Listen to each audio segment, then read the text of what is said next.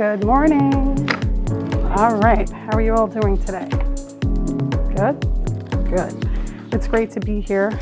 Today we are going to talk about the topic of segregation, which is really broad, but it really is going to speak to the documentary that we had wanted you all to see today, but we pushed to November. So we decided we want to give you a little background about it, and then we'll watch a smaller documentary, and then we'll talk about the context of the bigger one when we meet in November. So,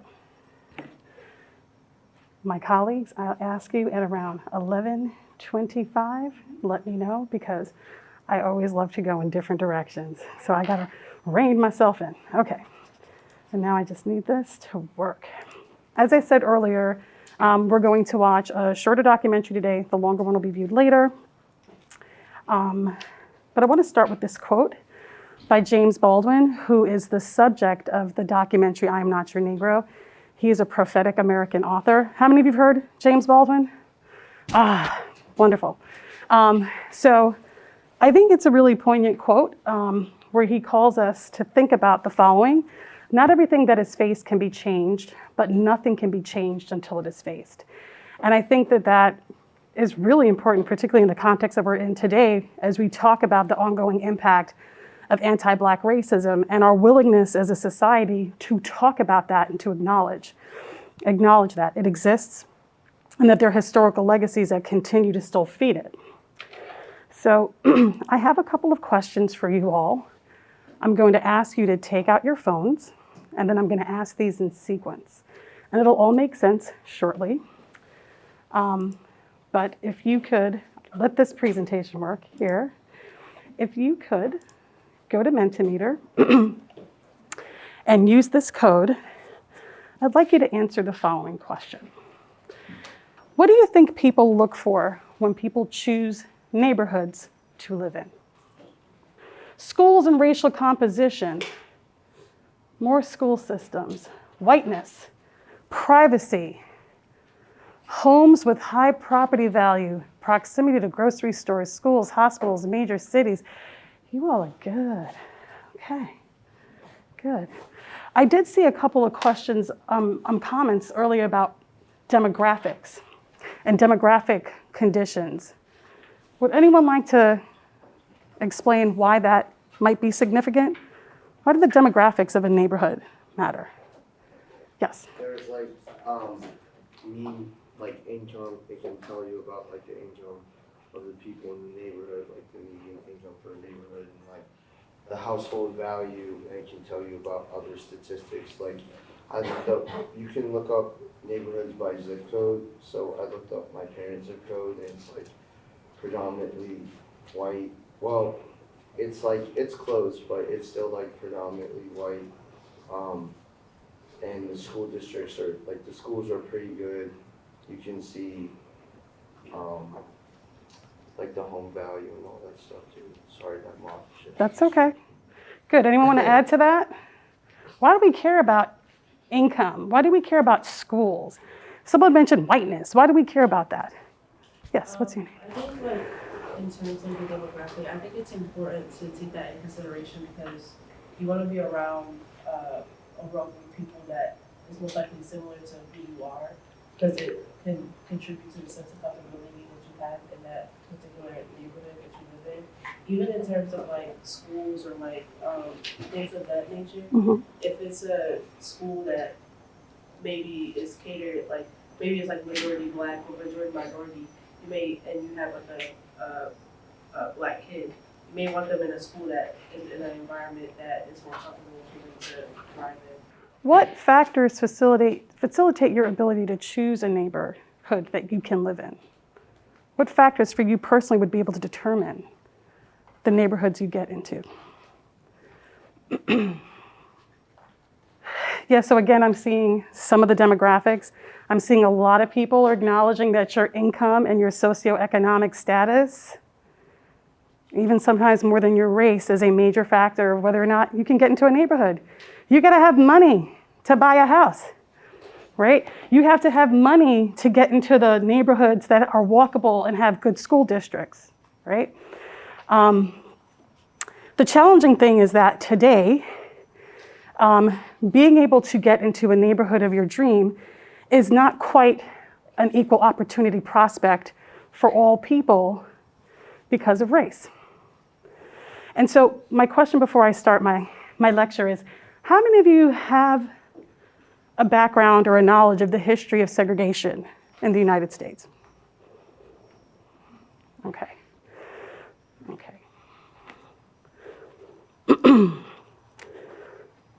Was segregation only in the South? Anybody know? Okay, that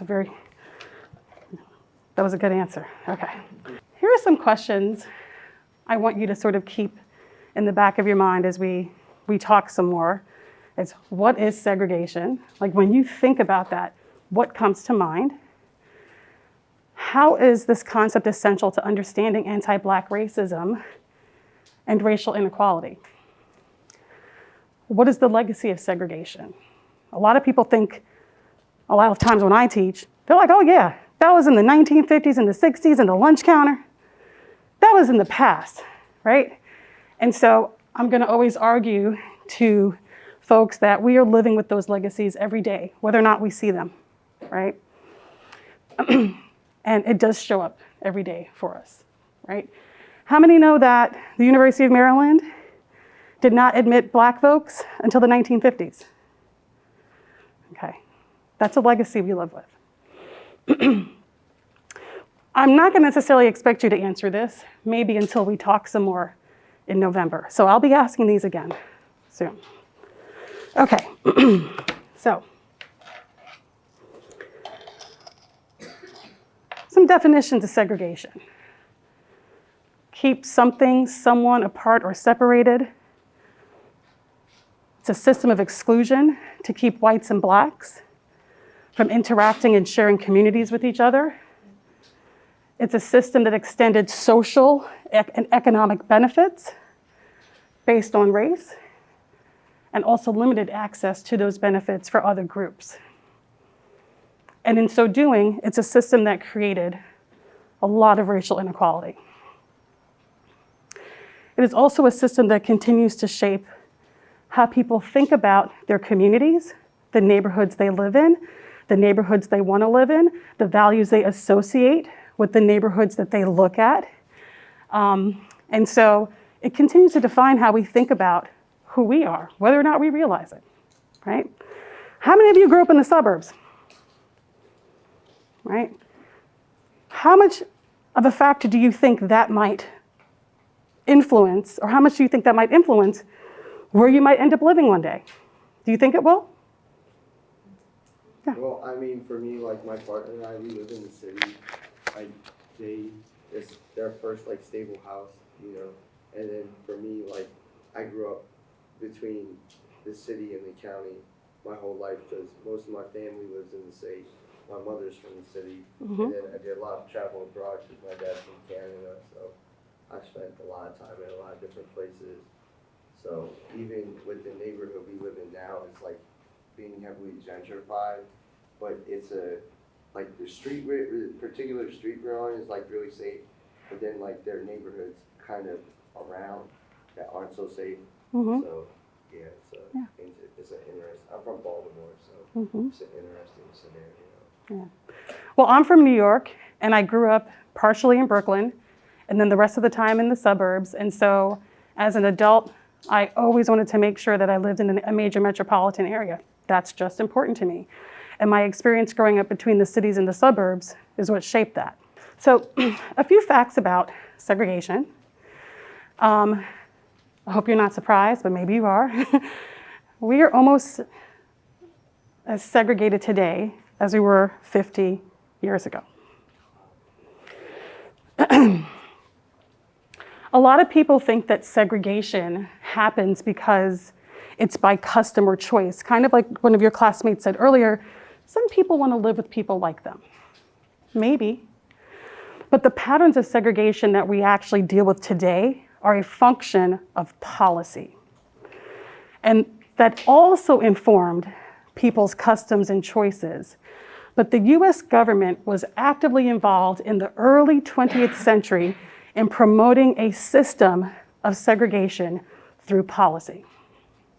And one of the major ways that we can sort of track that is if you look at the suburbanization of the United States of America, which took place in the early 20th century, it was fully funded by the federal government to be what we call racially restricted. Anybody want to guess what I mean by racially restricted? Yes. White, predominantly white. That's right. Yes. And so let me be specific. In order for real estate developers to be able to develop suburban communities in the 20th century, before 1968, which is when the Fair Housing Act was passed, you had to pretty much guarantee that a community would be whites only in order to get that financing from the federal government. So is that policy or is that customer choice? That's policy. The other thing is that when you sort people by race into communities, and then you attach a value to those communities by race, because it sounds like some of you know what redlining is, you are teaching people how to associate the quality of a neighborhood by race that becomes, for many, a self-fulfilling prophecy. And so some of those ideas still continue to shape the decisions that people make when they choose neighborhoods. It was reflected in some of the comments that you all made, right? If you're talking about a good school district, whether or not you realize it, a lot of the times you're talking about a neighborhood that is either integrated or predominantly white. That's a historical legacy. So just to be clear, right now we still live with that, and it is really hard because we still struggle with having our government, both at the federal, state, and local level, enforce many of our Fair Housing Act policies. Part of the argument that we make about why segregation became so prevalent was because it was a badge of slavery that white Americans associated with African Americans when they migrated to different parts of the country, right? So we see a history of complete social control around political, economic, and social opportunity. We have slavery from 1619 to 1865. We have a brief period of time where the US sort of integrates in the South, but then the Southern governments sort of take back their power because they want groups to be segregated. We see the passage of Civil Rights Acts in 1964. Anybody know 1964 Civil Rights Act? Public accommodations. 1965, voting rights. 1968, fair housing, right? A lot of African Americans faced not just racial intimidation, but death, violence, but also social mobility was extremely constrained. You were allowed oftentimes to be a domestic worker or an agricultural labor, right? And so for folks that wanted more, in the early 20th century, when the United States started getting involved in wars and needed more people to work on behalf of the war effort, this is when opportunities opened up for African Americans. And so that starts to tell us the history of the Great Migration, when African Americans leave the South in thousands and then millions to find opportunity in cities of the North, the Midwest, West Coast, everywhere, right? Before then, there were very small populations, middle-class populations of Black folks living in Northeast, Midwest, West Coast, right? So then all of a sudden, thousands of people come into these cities, European immigrants, European ethnics,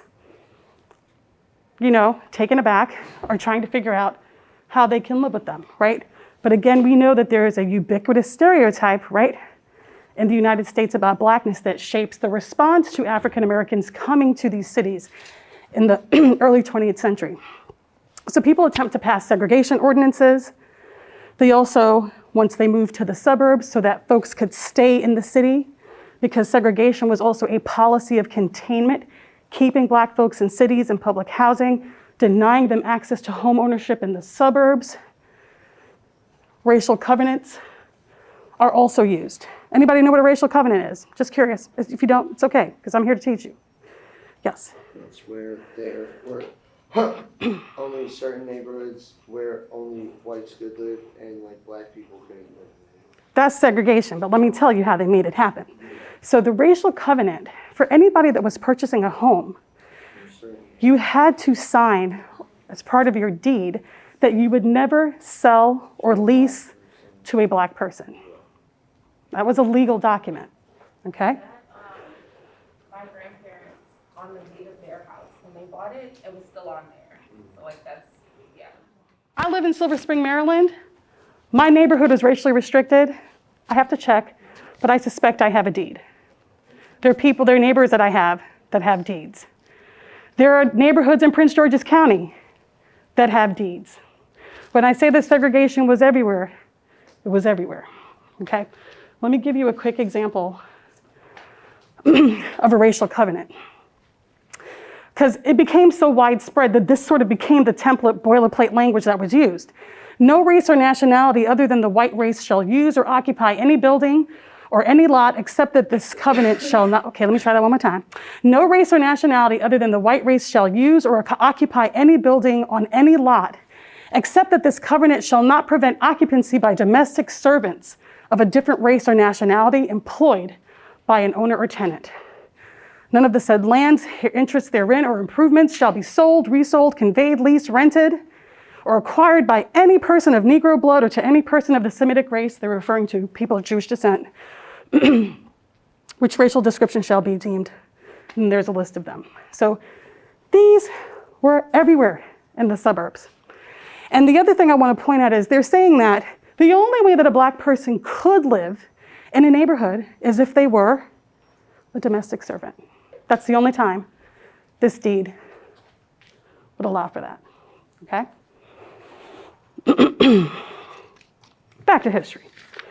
Okay, so at a time when the United States was working to shore up its economy, I hope you all know we had a Great Depression in 1929, right? Franklin Roosevelt comes into office in the 1930s and tries to create jobs and opportunities. Unfortunately, most of those benefits went to white folks. And so part of that was helping them to purchase homes. There was a housing shortage after the war. And so a lot of the funding said, okay, we're going to build housing, but they have to be whites only. I said that earlier. Furthermore, to ensure that, we're only going to give money to finance the development of these neighborhoods if they're whites only. So this means that African Americans, they could stay in the cities, they could stay in segregated neighborhoods, but one of the benefits of saying, hey, we're going to give financing to whites to own homes is that they were able to get access to home ownership. Oh, it's almost time.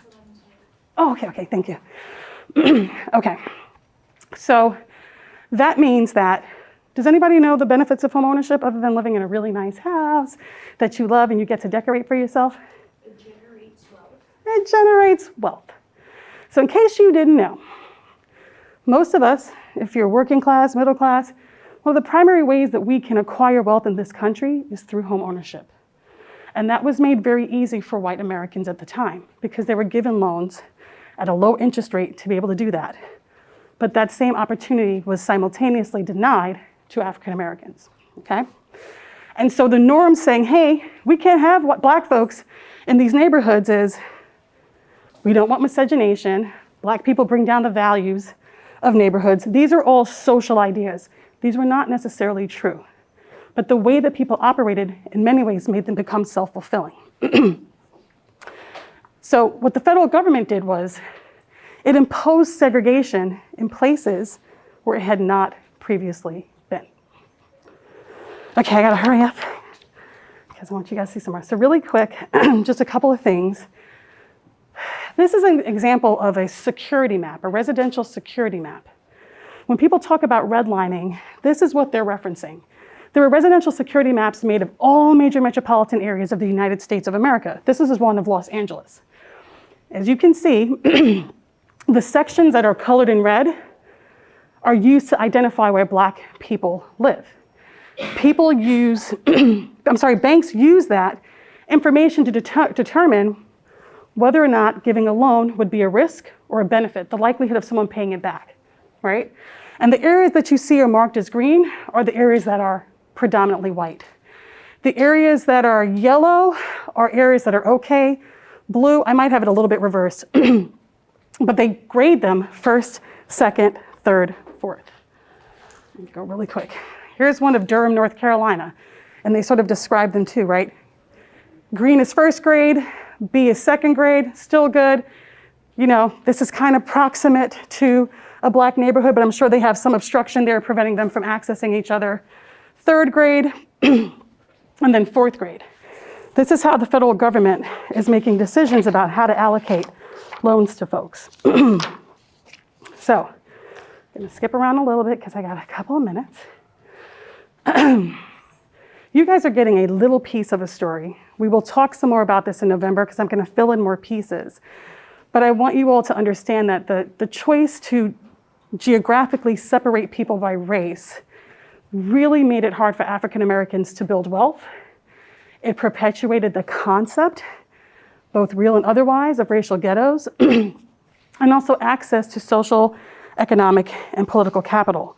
So when we talk about where we see inequities in education, and we see a range of inequities, a lot of it is based on where you live. Where you live tells us a story about your access to resources. And so when the federal government and state governments say we're gonna allocate resources in neighborhoods by race, that is a choice to create inequity. Because one of the things you wanna know is when folks move to the suburbs, they got new houses, new libraries, right? Access to transportation, brand new roads, highways. And African Americans, many were still left in cities that were disinvested. So I just wanna leave you with this. Segregation affects all aspects of a person's life. It tells us about your proximity to other communities. It tells us about the quality of schools, neighborhoods, and many other amenities in your community. Access to services. You can see a whole description there. Relationship with law enforcement. It also tells us who benefits based on the community that they live in, right? And our access to a lot of these are shaped by the decisions that people made decades ago, okay? So I'm gonna stop there because what I'd like you all to see, what we're gonna show today is when we show the extent to which people were obsessed with segregation, we'd like to show you a documentary about how something as simple as a pool, which was a public good, became a real struggle over race, equity, and access for many African Americans because of segregation. Okay, so, Elise. It kind of reminded me of like, I grew up in an area in Jersey that was a predominantly Black families, and we had a community pool. And I can remember like the first time like where I wasn't with my like babysitter, my like parents, was going to that swim camp, and where they offered like as long as you were a kid within the community, you were allowed to go to summer camp, and half of it was like a playground camp, but also the half of it was a swim camp. So it was like the first instance where I learned like how to swim, and like every kid that I knew like in the community knew how to swim because of that camp. And kind of thinking about it now, it's like the power that it was in first of all having a predominantly Black community with a public pool, but also having a program like that where it was free to kids to just go and both like satisfy the fact that like all of our parents were working during the day and we needed somewhere to go that wasn't school, but also like teaching us a life skill that like we also use to this day. That's great. Thanks for sharing. Anyone else? Yeah, so I have like a really complicated relationship with water. So I almost drowned when I was like 2 years old. I fell into a pool at my dad's friend's house. It was like a 20-foot deep pool, and I fell in the pool.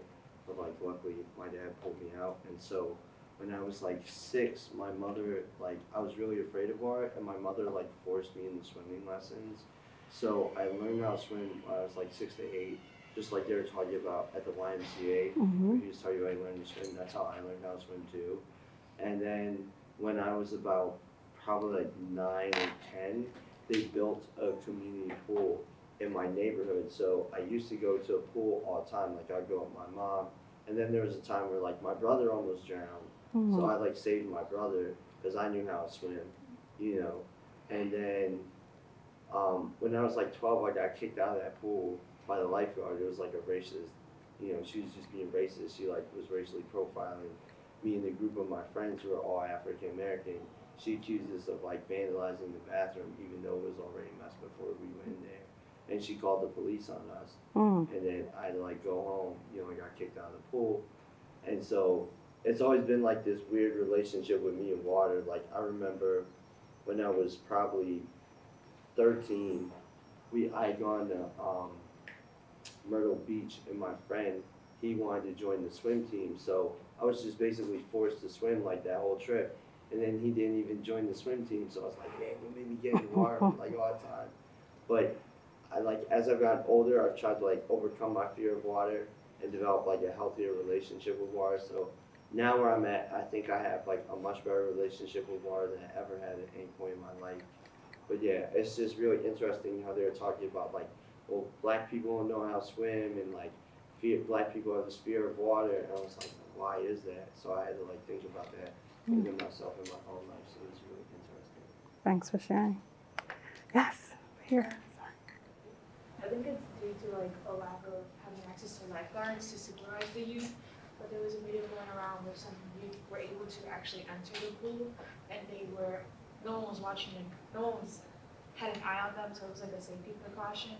But as I was reading through like the commentaries, it just made me reflect. Like this whole video like highlighted that you see among Black communities an increase, especially for young youth, of drowning rates. But then there's cities like Baltimore that have public spaces to facilitate and avoid this increase in drowning rates in these communities, yet like they're not putting the effort to supervising kids, having these facilities open. So it just makes me think like obviously like the program that's going on in West Philadelphia, that's great work and stuff, but like how can we make that like nationwide, because there's still cities that are actively not letting the youth swim into these, and they're right there, like the pools are there. It's just that we're the people that come and facilitate. So I'm thinking about like maybe like a community aspect where like there's actually people from the community, residents that come together, like, okay, this is how long we can keep the pool like open, supervise over the youth. Yeah. Yeah. Anybody remember the statistic about Black and Hispanic kids that can't swim? 64%. And 45%. 45 for Hispanic. Yeah. How many of you are from like this area? So I mean like Prince George's or Montgomery County. How many from other parts of Maryland? Okay. And I heard from some of you, but some of what your classmates described in their own access to water, were those experiences for you similar or different? Yeah. For me, it was similar. I'm also from Baltimore City. Okay. And like, there was no pools when I was growing up. The only pool I remember is like my cousin had a pool, Mm-hmm. but there was no like community pools. Yes. I'm from northwestern Maryland, Mhm. and it's predominantly white out there, so only access to pools was if somebody had a pool, if there was a community pool, but you have to have like key cards, like it's not public, or like the YMCA, and Mm-hmm. like club pools was mostly predominantly white, and then the YMCA was more integrated, and then white families had their own personal pools, so that was how it was growing up. Yeah. In the back. So I lived in this area, like Riverdale, until I was like 5. So like middle of kindergarten, I moved to Montgomery County, and only. Mm-hmm. So my mom, she was a single mom, and like the only reason we were allowed to like live in Montgomery County is because she had like a lower like rent rate, like Mm-hmm. you know like HOC or HOA, they like have like one unit in like the neighborhood with Yeah. a lower rent rate. So we were living there, and then I had to be in like aftercare, and I had like a summer camp while she was at work. So during the summer camp, my experience was kind of like pieces.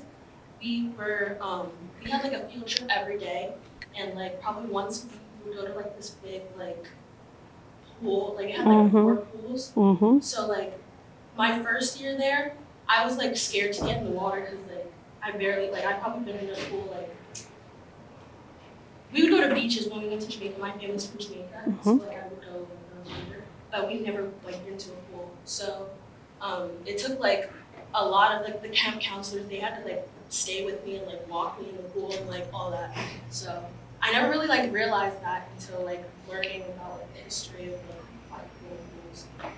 Yeah. It's interesting. I also live in Montgomery County, and I have 2 sons. Their father can swim very well. And it was very interesting because what I noticed initially was when I was looking for pools, we thought about the YMCA, we did that for a little bit, but then it was so crowded sometimes, I couldn't fit the kids in the pool. And so everyone would tell us about these private pools. They weren't public. You had to pay a membership fee, and you could swim from Memorial Day until the first day of September, until Labor Day. And so when I looked at the membership fees, I was like, wow, I got to pay $1,700 for 3 months of swimming. And then when I visited some of the pools, there were very few people that looked like me and my sons. And so it was kind of like a struggle because I didn't like the idea of them being private. And then what was interesting is because I'm a social scientist and a historian, I was like, when were these pools founded? And so it was really interesting because because a lot of them, very proud of their history, like on their front page, we were founded in 1948, we were founded in 1950. And so when you look at the years in which they were founded, for me, that told me they were founded in part because people did not want to participate in the public good. That was a public pool. So we struggled for a long time and then found a pool in a historically predominantly Jewish neighborhood that was integrated, really integrated, because many of the pools we saw were just, again, I didn't want any issues with my sons. And so, we ended up joining one, but even like the act of choosing where your kids might swim is racialized, there's economics involved, and who would have thunk? It's to get in some water and learn how to be safe in it, right? Yes. You saying that kind of brought up, I currently live in a predominantly Jewish area in Baltimore County, and we have our community pool. It's called Glendon Swim Club, and it's a private pool. And you saying that I never really thought to think of when it was founded. I just looked it up. It was founded in 1931. And again, my community's largely Jewish, white American. So to think about it, I never went because my parents were like, I'm not paying for you to go to a pool. Yeah. But it was a big thing in my community, especially in middle school. Mhm. Where, everyone's Oh, yeah. like, oh, what are you doing? So I'm like, oh, I'm going to the pool. But that was something I could never experience because who pays to go to a public pool Yeah. kind of thing. But, Yeah. My parents were divorced when I was young, and my dad, he didn't have a lot of money, so he ended up living in PG County. Mhm. And every summer, me and my sister would go to a PG County summer camp, and I swear we were the only white kids. And because we literally were. And we would go to a pool about every week, and I don't know if they would rent it out, but it was full of kids. And they actually made us take swimming tests, and they gave out rubber wristbands that were either red, yellow, or green. And every time I got green. All the kids were like, how did you do that? And I'm like, I've been learning how to swim since I was 2. So it really I didn't think of it as racial. That wasn't something that was introduced to me, the stereotype until afterwards. And I was like, oh, so, I helped these kids learn how to swim because I was swimming is just, it shouldn't be a luxury to swim. It shouldn't. Right. And for a long time it wasn't until the issue of integrating, right, racially and by gender, at least with respect to swimming pools, that became an issue. I am going to turn things over to my awesome colleague, Dr. Newby, because I have another class on campus. If I don't leave now, I won't be able to make it there on time. But it has been such a pleasure meeting you all, because I'm going to see you guys again next month. And I look forward to us continuing this conversation. So thank you for the opportunity to be here today. I'll see you next week.